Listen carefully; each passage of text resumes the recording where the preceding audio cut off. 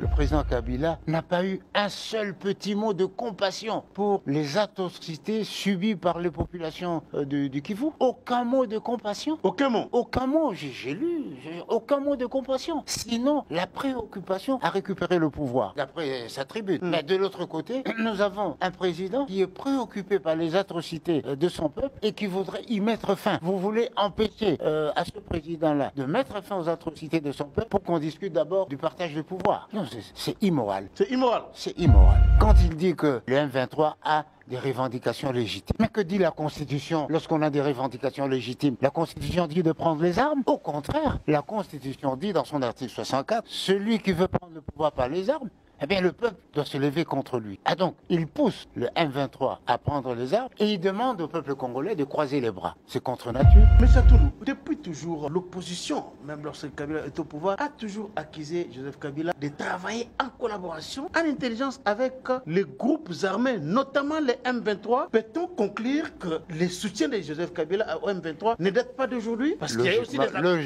Logiquement, c'est le temps qui nous révèle les liens profonds qu'il y a entre le président Kabila et le M23. Et il a dit dans sa tribune. Le président Tshisekedi a clairement que l'AFC c'est Kabila. Est-ce qu'au regard de cette sortie médiatique de l'ancien président, pouvez-vous confirmer aussi à votre manière que le président avait raison de dire ce qu'il avait dit? Je constate que le président Tshisekedi avait raison et qu'il y a des connexions sérieuses entre le président, son prédécesseur, et l'AFC et le M23. Mais on fait de l'analyse géopolitique.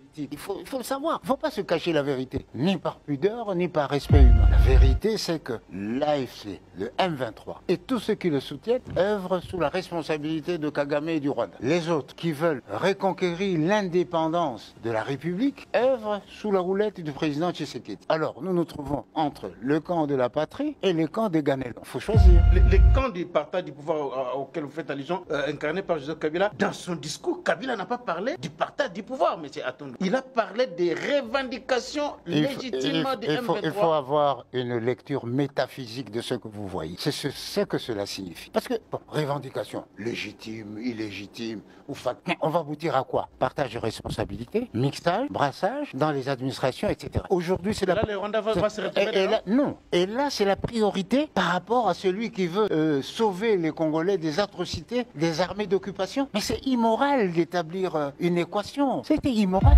Aujourd'hui, c'est que le peuple congolais attend d'un ancien président de la République, par ailleurs sénateur à vie, c'est d'appeler les gens à se mettre derrière Tshisekedi pour d'abord bouter l'ennemi dehors et créer les conditions pour que nous puissions discuter. Mais sinon, c'est faire l'œuvre de l'étranger. Et la conscience nationale et les impératifs de son statut lui interdit d'avoir partie liée avec l'étranger. Son statut d'ancien chef d'État. Ancien chef d'État. Vous ne pouvez pas marcher contre votre pays. Kasavubu n'a pas eu une attitude contre Mobutu, de monter les bas congolais, les Né-Congo, à s'élever contre le pouvoir de Mobutu. À aucun moment. Grâce soit rendue. Mobutu, quand il a quitté le pouvoir, il n'a à aucun moment demandé à qui que ce soit de combattre Mouzé. Alors pourquoi, la question que je me pose, le président Kabila, qui a cédé le pouvoir de façon démocratique à la suite de la victoire du président Tshisekedi, pourquoi n'attend-il pas la fin du mandat du président de la République pour se remettre dans le jeu? Pourquoi veut-il